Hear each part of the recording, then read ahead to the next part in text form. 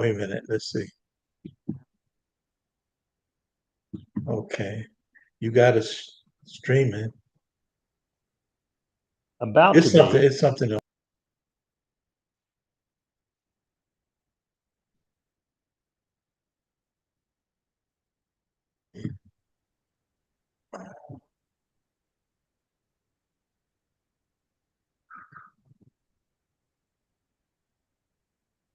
I don't know. I think I'm going to go out and come back in, see if that Okay. change the climate. So I'll go out.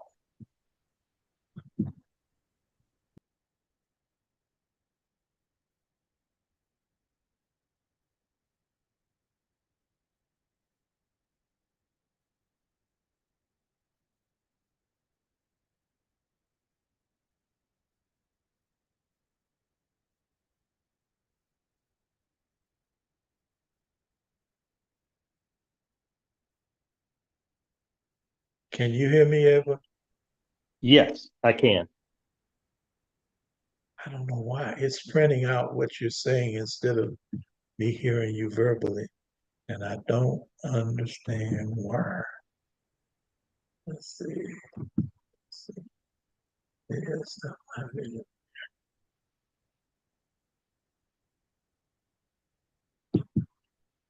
okay. What about now? Can you hear me?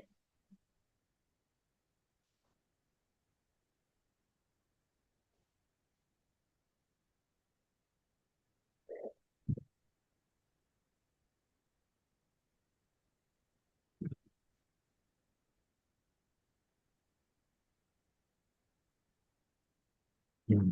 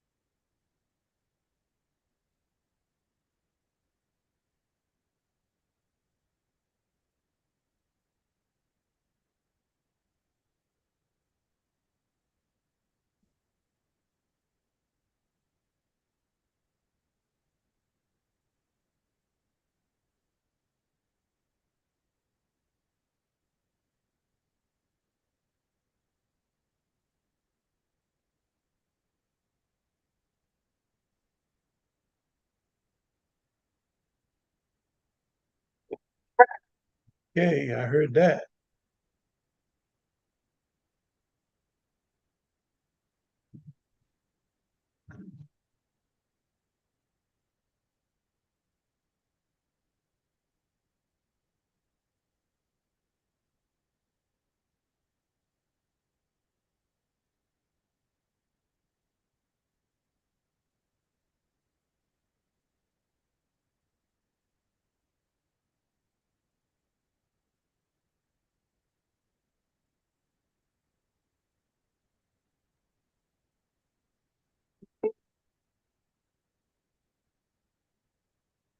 أعوذ بالله من الشيطان الرجيم.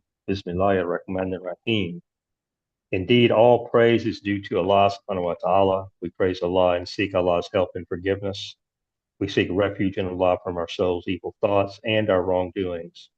Whom Allah forgives, no one can misguide, and whom Allah misguides, no one can guide. I bear witness that there is no God but Allah, alone without any partners, and I bear witness that Muhammad, peace and blessings be upon him, is Allah's servant and messenger to all of humanity. Welcome all to the Intimate Stranger broadcast. Let me say Assalamu alaikum wa rahmatullahi wa barakatuhu. Welcome to American Muslim 360, the number one Islamic broadcast platform in the nation, where your intellect is respected and your voice is protected. My name is Edward Willis. This is the Intimate Stranger podcast, and welcome to you all. I'm going to play a couple of videos this evening to kind of spur a discussion. But before I do that, I want to remind everyone who's in attendance here on the Zoom and also those who are watching on YouTube to make sure that at the end of my program, you do not go away. We are a lead in to an incredible program led by the host, Michael Hameen, called Not Just Talk, which is incredibly stimulating. Great guests, great topics, something that you definitely do not want to miss. Now, that being said, I want to get to tonight's videos, and if you will give me a moment to share my screen, I'll get the first video up.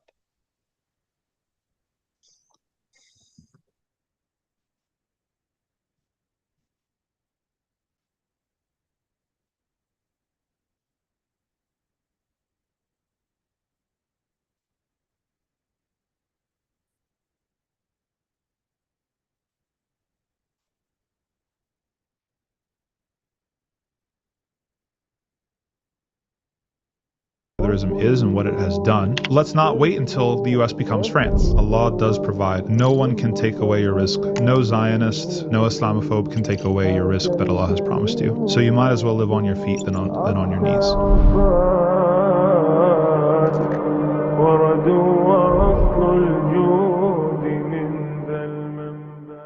Imam Tom Fakhini, Assalamu alaikum wa rahmatullahi wa barakatuh, and welcome to the Thinking Youth. Wa alaikum salam wa rahmatullahi wa barakatuh. So today we want to talk about this idea that many Muslims, young Muslims particularly, have, that religion has nothing to do with politics. Islam is not personal. Islam is, it's my private thing. Nobody needs to know about Islam. You know, it's just, I don't know, like, I'm not really a public Muslim. Yeah, I pray, I fast, I don't want to talk about it.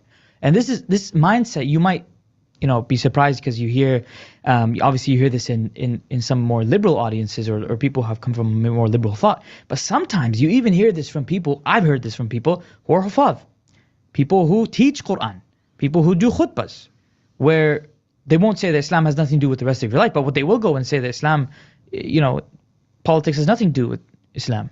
Where do these ideas come from? And how do we start undoing this secularist mindset? Bismillah, alhamdulillah, salatu salam rasulillah.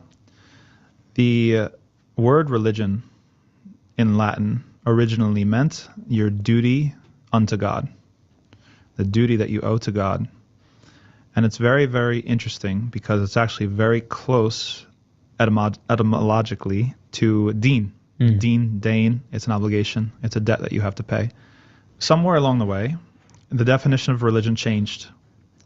And it came to mean what it means now, which is a transcendent category in which there are different types of religions, right? That Islam is a religion, that Christianity is a religion, that Judaism, Hinduism, they are examples of a genus, right? This is a definition of religion as a genus in which there are species. Mm-hmm.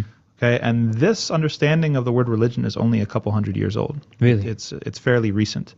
If you want more information about it, then you should read the book, The Myth of Religious Violence by William Cavanaugh. It's an excellent book. If any Muslim can read it, I consider it mandatory reading for English-speaking Muslims.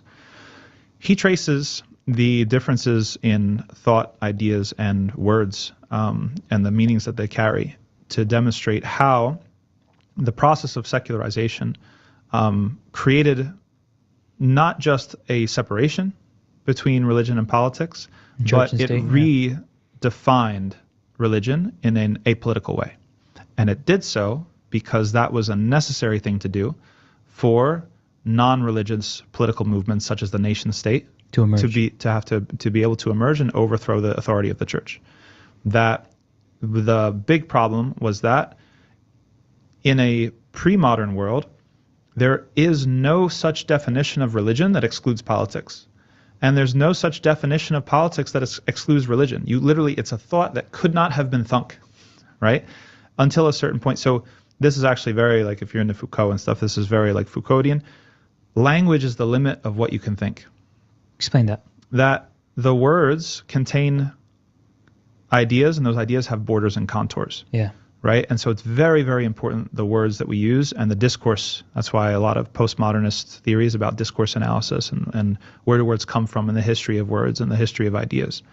that when we, either with an individual word or with a phrase or something that we say or deploy in the discourse, it actually explains a lot about what we actually believe in the values. Yeah. So if someone were to defend the fact that they wear hijab by saying the hijab is my choice, that shows more about the values, and actually modern values, than it does about anything about Islam. Yeah. Right? Because we don't really recognize this whole idea of autonomy, Lockean autonomy, that is So kind it's just important that when what words are we using to defend maybe even this Islamic? I mean, hijab is Absolutely. obviously Islamic concept. Absolutely. You can- Important concept. Absolutely. You can do the right thing for the wrong reasons. And you can justify things in ways that actually show that you've already sort of been ruined in the way that you think and the values that you hold.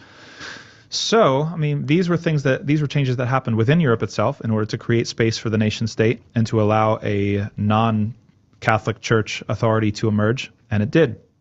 And then that was exported through colonialism, right? Through especially colonization through the Muslim world, where in order to neutralize the inherently resistant ideology of Islam, or whatever we want to call it, the regime or the system of Islam, then there had to be secularizing, apoliticizing discourses that would ruin the motivation or undermine the motivation to revolt and rebel.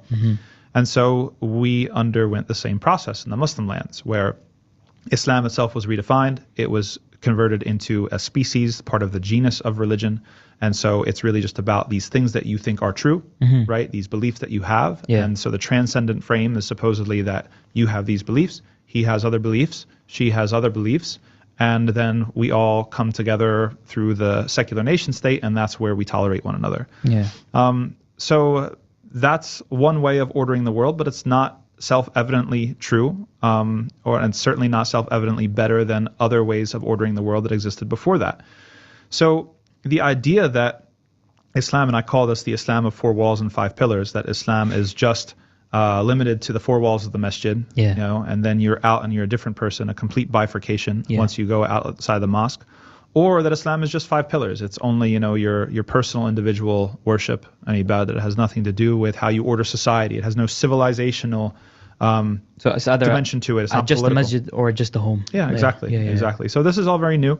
And this is responsible essentially for this. We live downstream of that. We are still living in the wake of these changes, such that why do you think the colonial powers cared so much about controlling education in Muslim lands to the point where they completely redefined it and reordered it and restructured it, so that they could control even our conceptualization of what Islam is and what it's not? And one of the main effects and differences is this depoliticized notion of what Islam is, that it doesn't really touch politics. It's not a wellspring of guidance for revolution or for societal change. It really is just about your personal relationship with God. But Imam Tom, isn't secularism fair? I mean, like, Secularism is extremely violent. It's probably the most violent thing that exists. Okay, well, the idea that is brought up is that. Let me give you an example. All right. So we know that previous to secularism, there were other ways of ordering society that tolerated difference. Yeah. So the Ottomans had the millet system, and we've said in another podcast that, you know, we're not glorifying the Ottomans. The Ottomans did some things that were against Islamic guidance, right? However, the millet system was an arrangement in which deep differences could be tolerated. That not only was there a confessional difference that was tolerated, meaning you're a Jew, he's a Muslim, he's a Christian, but there were actually even legal differences that were tolerated. So there was some autonomy legal autonomy within communities to run their affairs, as long as they didn't interfere with public order or the overall government. All right, what's the model that we have now? Okay, we have secular nationalism. Claimingly neutral. Let's just stay with the Ottoman example. And I don't want to get kicked out of Turkey, so so I'm gonna. Turkey. I'm Turkey, so I'm not going to. I'm gonna just pull a couple punches here, but there were massacres that happened towards the end of the 1800s within Turkey towards certain non-Muslim communities, and even towards certain Muslim communities that weren't Turkish. Why weren't they present, those massacres? Why didn't they exist previously? Why don't you find them as much in the 1700s or the 1600s or the 1500s? Because Turkey was going through a process of, Halak would call it self-colonization. It's pretty bold and provocative. I do agree, where they were transitioning from a pre-modern millet empire system to a secular nation state. framing, yeah. Okay, The whole Reformation. if you have yeah. a secular nation state, it proceeds upon the assumption that difference is a threat, and so difference must be eliminated. And difference is either eliminated through homogenization. That means we're going to create a national identity. We're going to create Turkishness. Yeah. And then the Kurds are on the outside looking in, and the Armenians are on the outside looking in. The Assyrians and the other groups are on the outside looking in, the Circassians. So through assimilation, that means that we're going to ban the languages and we're going to ban the scripts. We're going to like do certain things. Yeah, take in away order- their own identities. They have to Yeah. become Turkish. Yeah. Right? Or it's done through violence and expulsion, displacement, killing. And if you go to every nation state, right, you will find these stories. Yeah. This is why some of the post-colonial theorists, maybe Spivak or Chakrabarty, I can't remember, talk about Europe colonizing at home first before colonizing abroad. That there is, in the secular nation state, the assumption that difference equals threat. I mean, don't be fooled by the superficial differences Yeah, that are yeah, tolerated. There's no deep differences that are tolerated, and they must be eliminated through statecraft and through what Foucault would call discursive power. So, you know, like you're trying to change people's subjectivities from the inside. You're going to take the Native Americans and put them in the boarding schools, Yeah. right? Yeah. So that they're accustomed to Western ways, and so they cease being really significantly different, Yeah. right? And the same thing with the British in the subcontinent or the Dutch in Indonesia. It's the same playbook over and over and over again. So there's a demand and a will to homogeneity, Yeah. right, if you will, with the secular nation state that we don't recognize how violent that was. Yeah. It was extremely violent. And it's important to realize that it was secular because people will say like Christianity, Christopher Columbus, you know, that's colonialism. Secular, That's wave liberal one. violence. That's wave Yeah, one. Yeah. Colonialism has two waves, maybe three. Wave one is the Crusader violence, absolutely. And Christopher Columbus was a crusader through and through. There's interesting articles on that. I'm not going to repeat it here. But wave two is the secular liberal colonialism. And the high water mark of colonization was not the first period, is Yeah. not the first wave of the Crusader logic. The high water mark of colonialism is the liberal secular colonialism. It runs against our ideologies, but that's the fact. I feel like if more people knew what secularism has given to the world or harmed to the world, I guess you could say, like people would open their eyes more. Because that idea, and the reason I asked, like, isn't secularism neutral, is something that people always say. You know, it's like, brother, no, don't talk about that. You know, we have different faiths here, and everyone has to be, like, we're in a secular environment that keeps it all. It really irks me, if I may, and I'll pull a couple punches just out of edeb, that it really irks me when I see some very, very brilliant Muslim scholars misunderstand this point as Yeah. well, is that they don't truly understand that what secularism is and what it has done. And they will say, for example, things like, well, secularism is the best system that we have. Yeah, I've Right. heard that multiple times. I've heard that as well. It's a complete, with all due respect, it's a complete misunderstanding of what secularism is. You are attributing, that's like saying that, you know, women only have rights because of feminism. Like you're misascribing the whole picture. The whole picture, like the rights and freedoms that you correctly identify as having and the space to operate is not due to secularism, right? And those rights and more were present in other arrangements that were non-secular arrangements. Halak has provocatively answered. He's been asked, would you rather, as a Christian, a Palestinian, would you rather have lived as a religious minority under the Sharia or under a secular nation state? And he has very provocatively but consistently said under the Sharia, of course. If you look at Coptic literature, the high point of Coptic literature is after the Islamicization of Egypt and when the Muslims were in control of Egypt. If you look at the high watermark or the flourishing of Jewish scholarship and Maimonides, or however you pronounce his name, it was in Muslim Spain. If you look at what does this say about the flourishing that existed compared to the secular nationalistic paradigm? What happens to Kurdish literature after Ataturk? What happens to what happens to Native American culture and faith and production after colonization Completely in the gone. United States? Yeah. You will know a tree by its fruits. Look at the results of what happened, and you will know just because a system is good at concealing its violence, right, doesn't necessarily mean that we can just sit here and say, oh, this is really great, this is less violent, whatever. If you have certain rights, that's due to other things. Yeah. But so I would hope that we can have a little bit more nuance when it comes to that. Imam Tom, just to kind of on a very basic level, like a conversational level, like let's say we come across a Muslim, like we're walking down the hall somewhere, we come across a Muslim and we don't have, maybe time to sit through the entire story, but we have this brief few minute conversation where this guy, practicing Muslim, Yeah. but is saying that he generally believes that the secularism is the way forward. Yeah. Where do we start the conversation? Yeah. What's like the raw, like walk me through that approach. The myth of secularism, this is very appealing, is that secularism is a separation. And it is not true. Secularism is a production. So secularism produces a Wow. new type of religiosity. It is not a separation at all. And if you look into Supreme Court cases in the United States or anywhere else, you will find the Supreme Court often and always judging on religion. What level of beard is acceptable for a police officer? What determines a sincerely held religious belief? Are the Amish allowed to use composting toilets? Are the Mormons allowed to practice polygamy? There's what separation, right? Really, there's the Establishment Clause, but that's something different. That the idea of secularism as separation is largely a myth. That secularism produces a new type of religiosity. It takes Christianity, it runs it through a meat grinder, and it produces a different type of Christianity. Yeah. It takes Islam, it runs it through a meat grinder, and produces a different type of Islam. Unrecognizable. That is like, it is cutting a cloth. It's like there are things that are allowed to stay, and there are things that are not allowed to stay. So once you understand that that is how it works, then you start to notice it everywhere, first of all, and then you're able to sort of plan and have a counterforce, because thankfully, we don't live in George Orwell's 1984. The state still doesn't have complete power over everything that happens. And so there are groups like the Amish, and there are, Orthodox Jews, and there are Muslims who live in non-secular ways, even in secular society. Secular systems, yeah. No, thank you. I think this has been a fascinating conversation, and I hope people really understand that we need to move past this basic, simple branding labels. And I think it's lazy. I think it's easy to be like, oh yeah, secularism, cool. We're cool with everybody. We chill with everybody. And I think you should go beyond.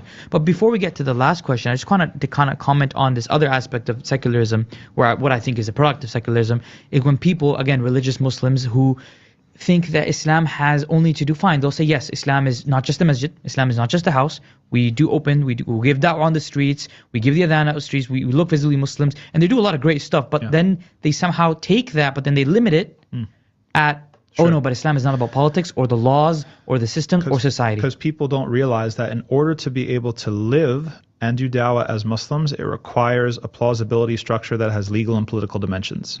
Okay, that... let's take, again, just as a flashpoint issue, anti-BDS legislation that happens in the U.S., like in states like Texas or other places like that. There are people that are maneuvering to try to make it illegal to boycott Israel. Yeah. Okay. Over $1 million. Yeah. Right. And so there are people, Ted Cruz just introduced a bill today, I believe, trying to prescribe as a terrorist organization the Muslim Brotherhood. There are different organizations that, if they had their way, they would change the Quran. They would say this verse and that verse is anti-Semitic, or this verse and that verse is violent and problematic. That they would. So let's not wait until the U.S. becomes France. Yeah. Right. It's like if you want to have a situation where you're able to live and practice and even spread Islam, peaceful means, of course, then you need a certain bubble that's protected by law and politics. Right. So those two things are symbiotic in relationship. You need one to have the other. So it's very naive, and unfortunately, it's a losing strategy to act as if you're going to just completely cede that to your enemies and let them dictate how we're going to interpret the First Amendment or how we're going to interpret the Constitution. There will come a day that if you pursue that path all the way to the end, there will come a day where there is no legal space left to do da'wah or to live as a Muslim. And I think the evidence is already there. I mean, you look at, for example, America, Canada, the UK, yes, despite all the flaws and maybe our advocacy work, legal work, etc. But then you see the legal force that is behind people. We saw people ICE was trying to deport them. They went to the court, they got freed. Muslim lawyers fought the cases, and I would recommend people to look at those stories. These are Muslim lawyers in many situations. Same in Canada, we had a large group of Muslim lawyers leading the efforts. But then you look at France. You look at those countries, and I think it's clear. The evidence is there. So, and I think it's something to reflect on. The last question I had for you, Imam Tom, is previously when we had you on, we asked you, what advice would you give to your 18-year-old self? I want to ask right now is, what advice would you give to an average Muslim 18-year-old, brother or sister, and what they should I think the most important thing is to live with purpose. That Allah is Ar-Razaq. Allah does provide.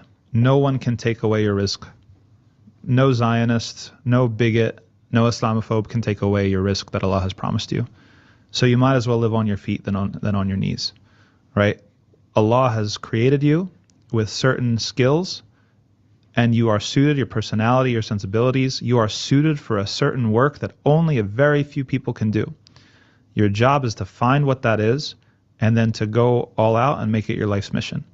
And don't worry about where money's going to come from or where this is going to come from or that's going to come from. Allah will provide it. I've experienced it myself. He will not let you fall short. But also don't just be just like everybody else, you know? Look for what's that truly unique thing that makes you you and makes you different, that is a special gift that you have to give to the ummah, and lean on that all the way, upskill yourself, try to build around that, make that the cornerstone of what you have to offer the world, and rely on Allah for the rest. Thank you, Imam Thomas. Genuinely been a pleasure. Barakallahu feekum. Brothers and sisters, thank you for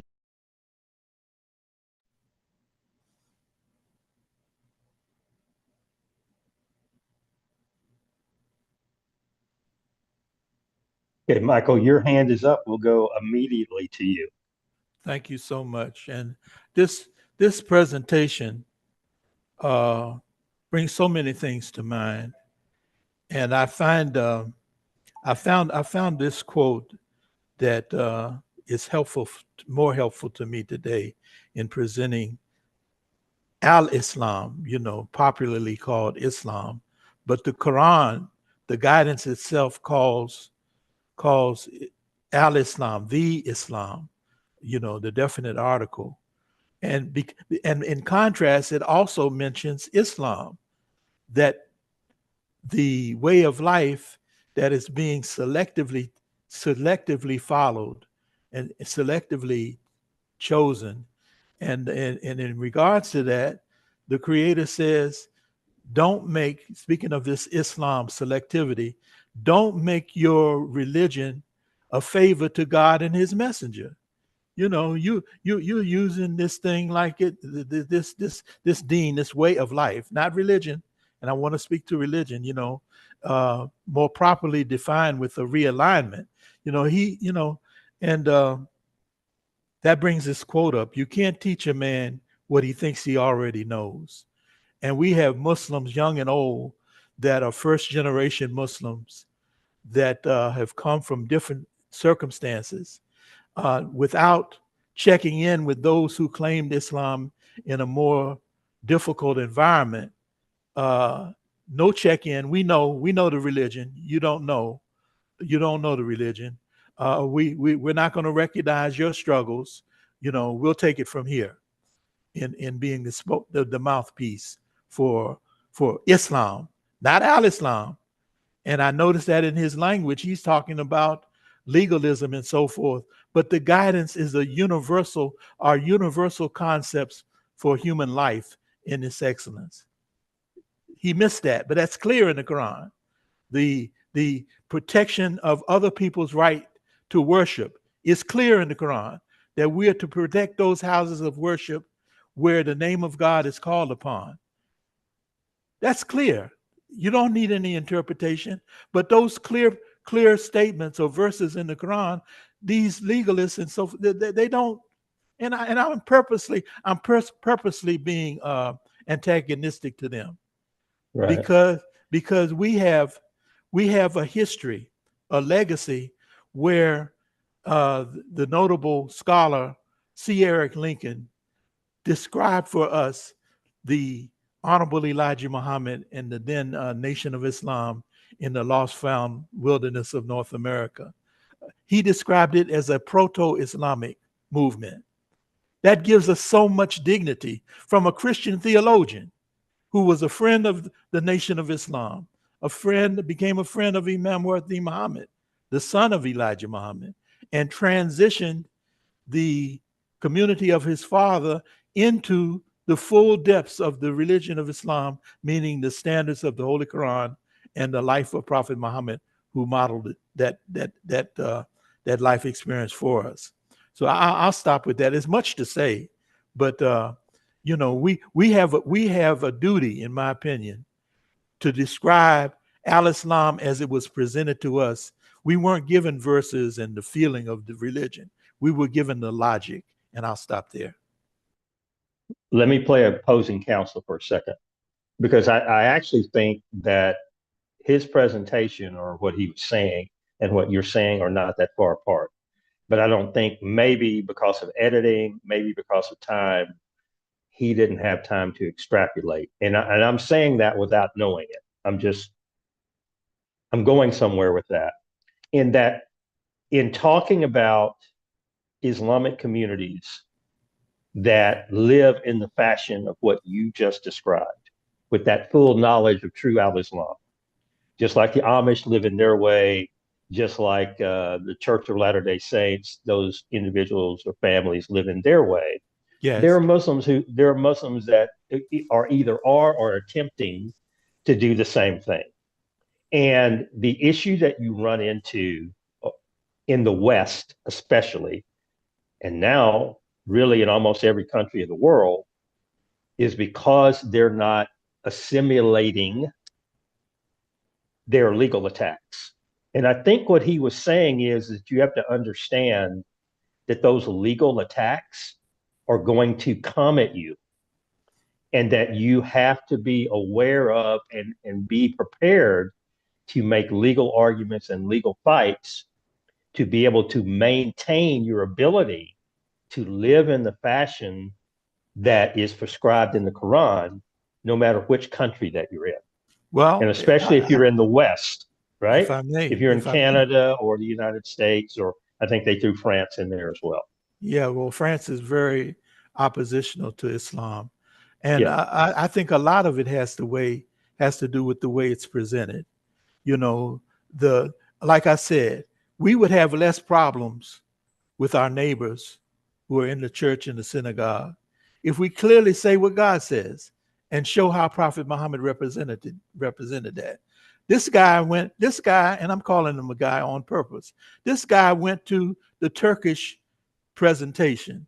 You know, we have a clear, what did the Imam call it? A procedural. We have a clear procedural methodology in Prophet Muhammad establishing the Mecca Charter, the Medina Charter. Right. It's clear. And it's so plain that it doesn't need a lot. But, you know, we have the resources.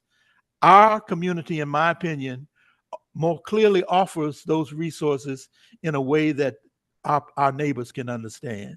These people, because, again, you can't teach them if they think they already know.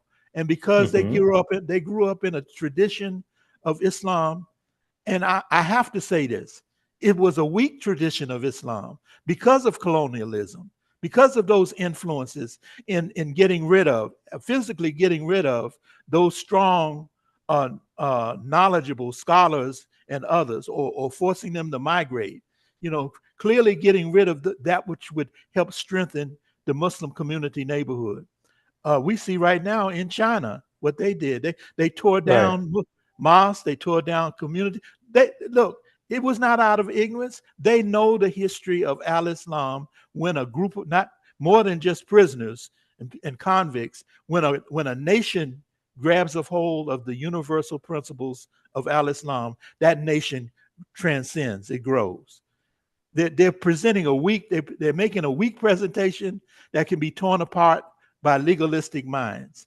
When the universal principles of lifting up the good that is universally good and challenging those objectionable ideas in the culture and so forth, you know, so we are a help to America coming out of this terrible phase that it's going through.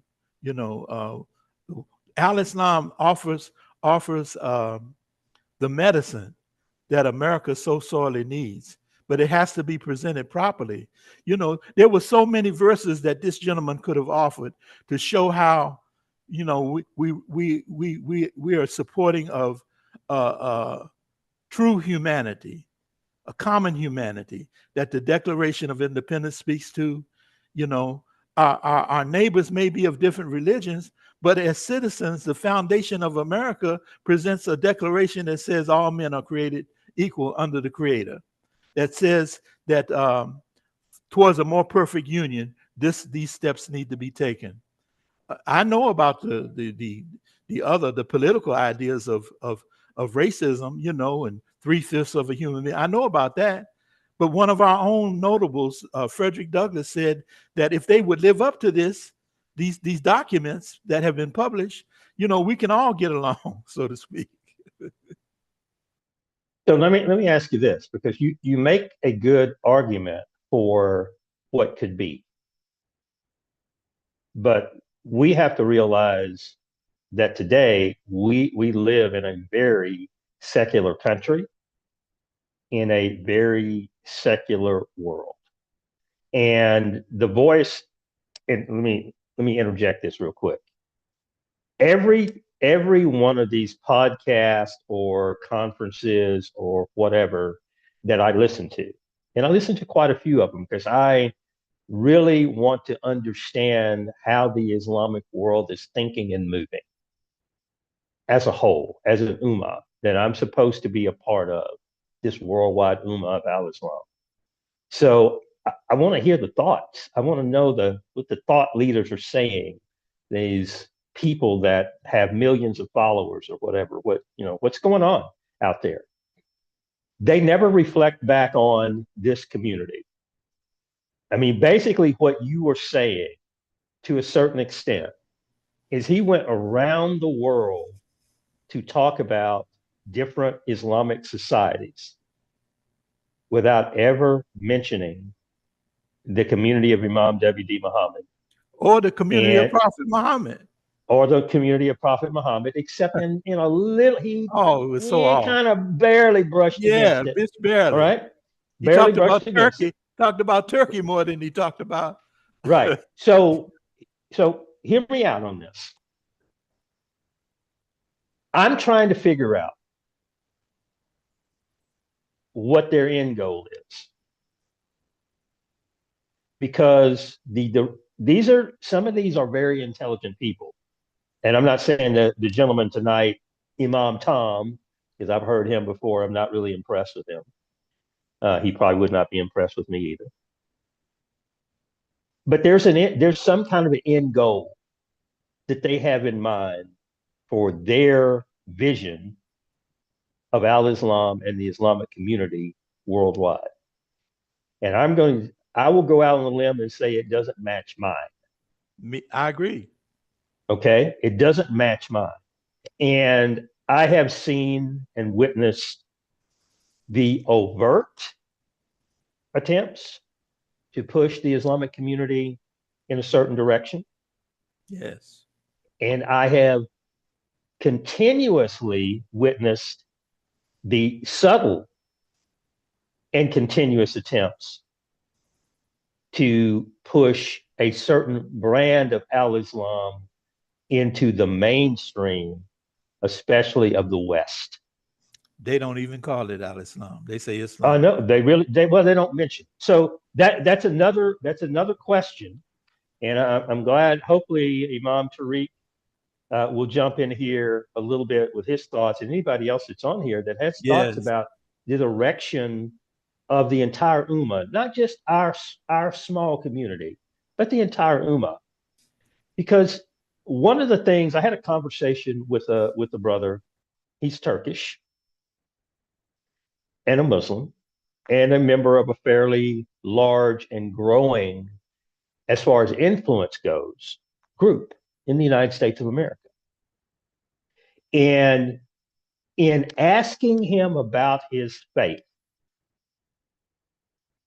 one of the things that he said to me, and I really tried to act as though I was not surprised. I don't know how well I pulled it off when I was talking to him. Is he said, one of the things that is important is to not give explanations. Do not explain yourself. He said, simply talk about what you do, who you are, who your family is, your wife, and what she's engaged in, where your children go to school, your involvement in the community, the fact that you volunteer at the food bank, that you do all these things, but never explain to people about your faith and where it came from, if it's in your family, and what your true beliefs are, and all of that. You simply want to be their friend, Hmm. and you want to be able to have your life and to very subtly push your ideas in the community. I disagree with him because I do too. there are trolls, you know, that continue the pattern. See, at 78, I'm starting to see more patterns and making my life more pleasant by seeing patterns develop, you know, and where patterns go, you know, after a certain amount of time and the experiencing patterns in older age, you begin to see, oh, okay, this is developing. And I go back into the history, my personal history and my knowledge of history, and I say, oh, okay, this is what's going on here. And the propagandists have always been there, because al-Islam is not a personal idea or way of life. Al-Islam is given to us to challenge these ideologies of socialism, the ideologies of communism, the ideologies of capitalism. It offers a balanced presentation. We have an organization, the overriding organization of the the American Muslim 360, called the Community-Wide Shura Conference. Shura is a principle in al-Islam, in the faith, in terms of dealing with matters that need to be dealt with, that that are affecting us and are going to affect our future, possibly, if we don't come to an agreement in terms of how to deal with these things, even in terms of how to establish ourselves here in America. But lastly, Shura is comparable to democracy, American democracy. And many of our neighbors don't know this. You know, our neighbors, if we don't share with them who we are, that's why I say this is a responsibility on American Muslim 360 and other medium that we manage. If we don't do that, then the narrative, like this narrative that was just presented, is so weak, and this legalistic perception is problematic, because when you have a community and here comes somebody, a troll, saying, oh, they want to establish Sharia. Well, Sharia is the Arabic word for laws. America already has laws. And Prophet Muhammad gives us the model of respecting the laws of the land. Not only the laws of the land, respect the excellence in the culture. So don't go there wearing desert garb if you're going to be there for a while. Respect the way the people dress. Respect their values that represent excellence, and model yourself in a way that will invite them away from those things that are objectionable to the Creator and to intelligent people.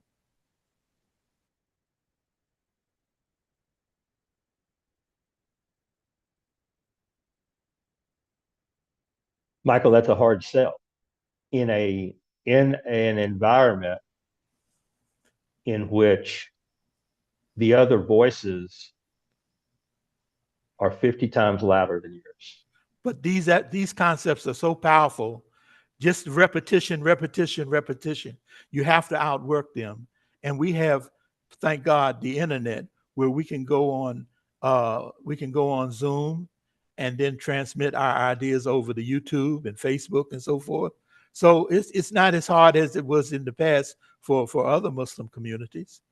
We've got technology now on our side. So a small group can have a voice just as large as a larger group, with persistence. Do you think, and this goes out to everybody else that's here on this Zoom, and I'm hoping that anybody that's watching on YouTube is actually putting something in the comments section if they have something to say, so we can view that later. Is there something objectionable about us that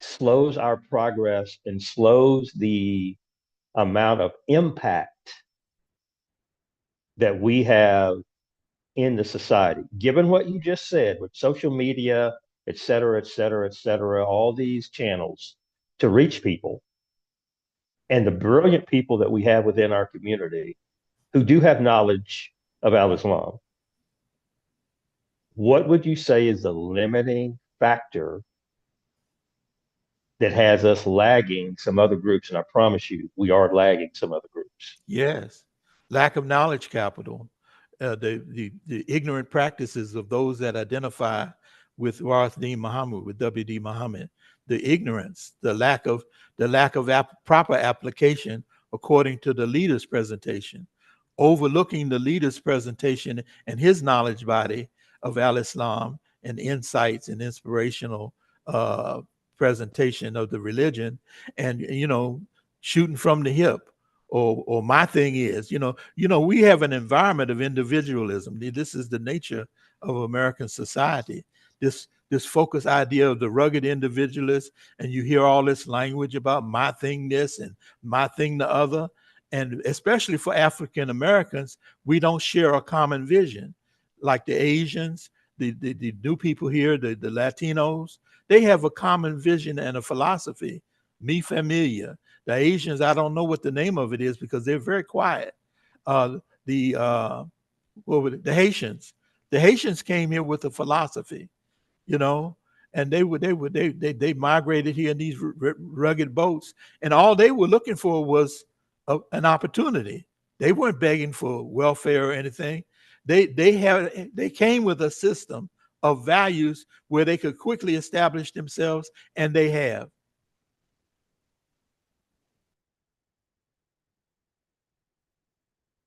Okay.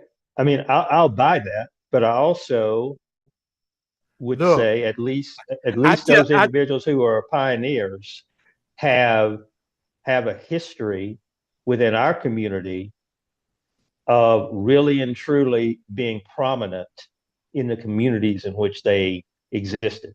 yeah, And the old Nation of Islam under the Honorable Elijah Muhammad, they were very prominent in their communities. They stood out in their communities. They were looked to for leadership in certain areas. It may not have been politics because there was some, things that were said back in those days about involvement in politics. But in other areas of life, they were respected, looked to for leadership, guidance, direction, et cetera, et cetera, et cetera. This community, our community, is advanced beyond that?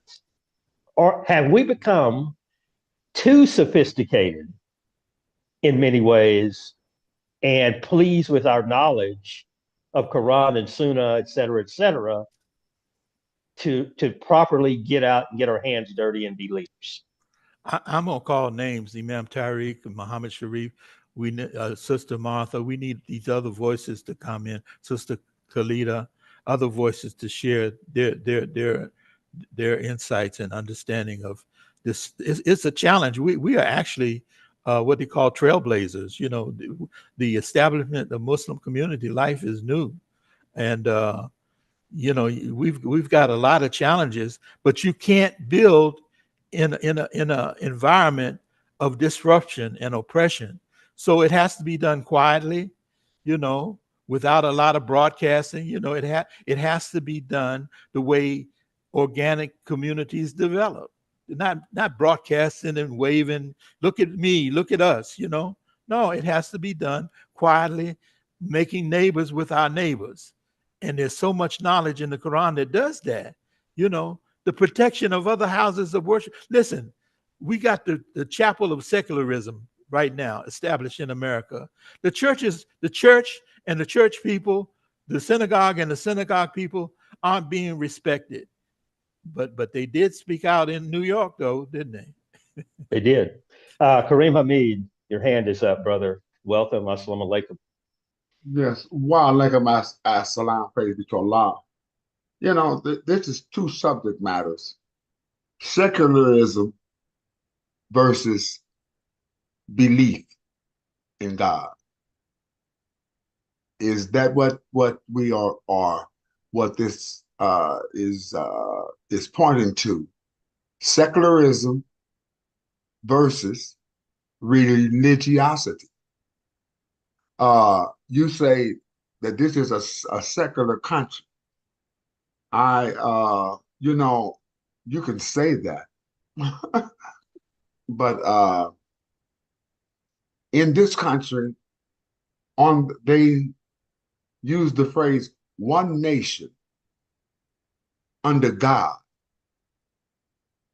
indivisible, with liberty and justice for all." It says one nation under God on our currency. It is printed, uh, "In God we trust."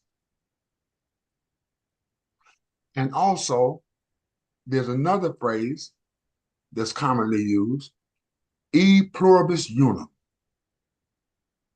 E pluribus unum. I'm talking about this country. Mm-hmm. And e pluribus unum translate Out into of many, one. Out of out, many, one. out of many we become one. Right. So Let me stop you real quick. Let me ask you a quick uh, question.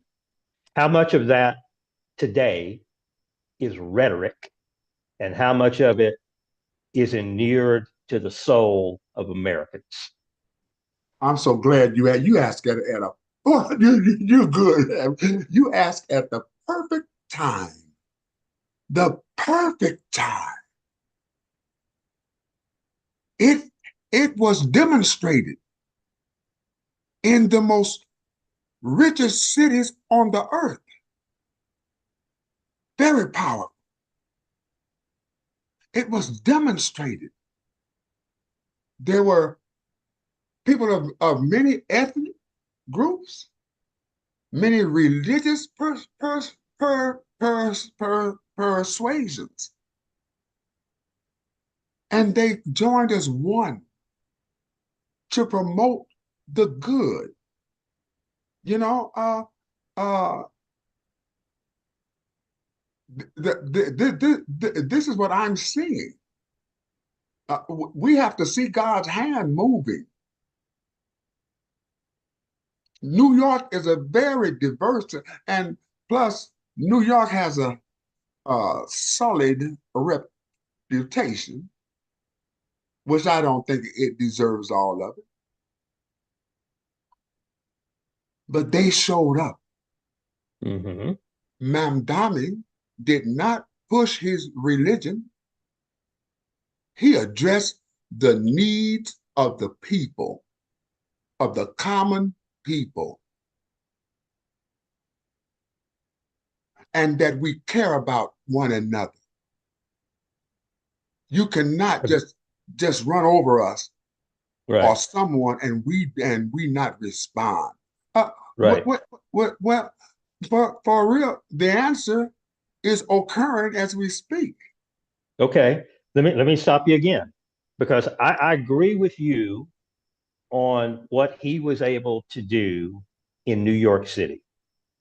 And it was a message of neighbor helping neighbor and all of us working together. And I'm going to make sure that you get what you need, not what you want, but what you need for everybody. Right? He did say that. He did on one occasion, though, about his faith, say that he was no longer going to practice his faith in the shadows, Right, that good, he was going to step out into good, the light. good. He's Muslim. I'm going to, whatever he said about eating with his hands and how he prayed and, beard and all that stuff. But he did say he was going to live in the light as a Muslim. I thought that was powerful. I thought his entire campaign was powerful. Now, here's my question. New York City is a very unique place. Everything that you mentioned about people from all over the world, different cultures, everything makes it a incredible mix of people. And in this particular case, it seems they came together in a very large number to try to change things in that city for the better. The break, the way the cracker breaks cleanly, is whether or not that spirit survives the struggle, or whether buried in that spirit was individualism, me. There's something in it for me. Now, if I don't get what I think is in it for me, then I'm going to fall out. And neither one of us, anybody on this call, can predict the future exactly. That's my only worry in that particular type of setting, is whether or not the people who are bound together for the right cause stay bound together for that cause for the duration of bringing all of that about, which may take more than 4 years. Oh, no doubt about that. Oh, we right? Yes. You know, for real. Now, let's look at something here now. That everyone came together because they are threatened with a lack of sustenance and caring. And here's another thing, and caring about another human being. Right. Caring about the life in Mexico, in Chile, in Gaza, in Canada. Empathy. Addressing neighborly needs. Mm-hmm. So, you know, so I'm concerned because of the people that may lose Medicaid. And there is no racial border around that. Exactly.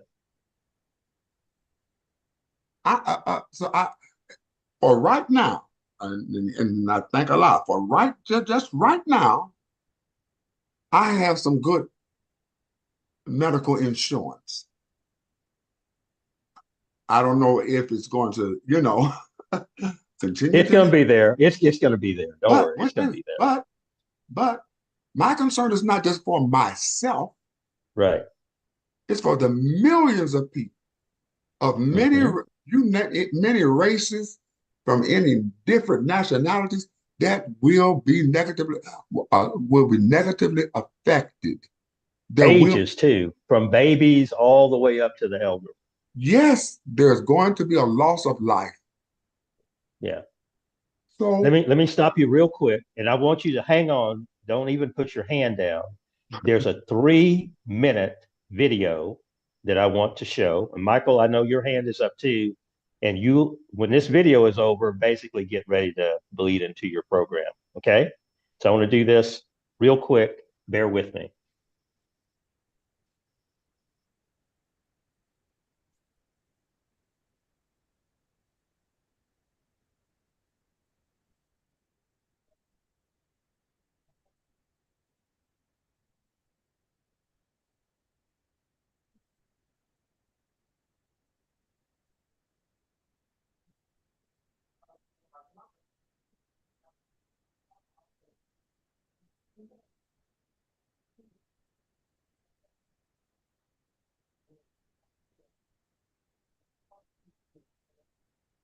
Minister in Dallas, Texas. I was the pastor of a Baptist church here in Dallas for the past, in the past 35 years, for 33 of those as the pastor. And during that period of time, I had the great honor to work with some wonderful Muslim friends who were part of the community of Muslims who we honor right now, especially honoring Imam W.D. Muhammad and his 50-year legacy. Though he's not with us in body any longer, in spirit, these past 50 years have been a kind of remarkable maturing of a faith community that we honor here in Dallas, in the United States of America, and even abroad. It's an extraordinary thing when you think of it. Most religious movements begin with a kind of passion and irritation at some sort of social injustice, in this case racial injustice that is deeply part of the American psyche and our history. But as they mature, and if they mature, they become more generous. They become more serious about their own personal moral responsibility, but also more generous toward outsiders. And what we've seen through Imam Muhammad's leadership in the American Society of Muslims has been just that very kind of maturity, a willingness to embrace others, other faiths, to work together in the community, to find common ground, to look at that way in which we can walk together as brothers and sisters, as part of the great Ummah, the people of God, which was such a great theme of the work of Imam Muhammad.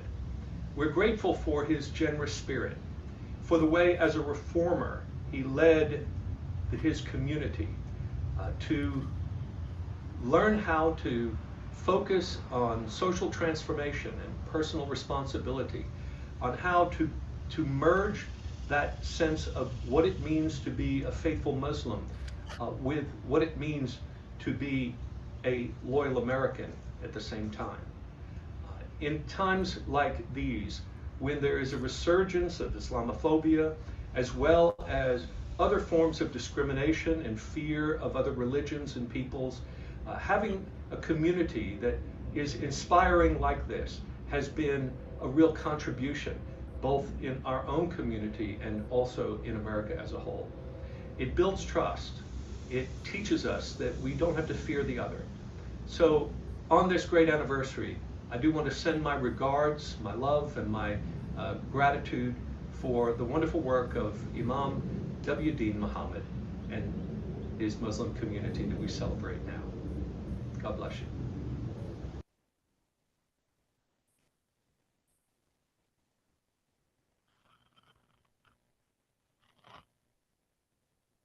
Assalamu alaikum.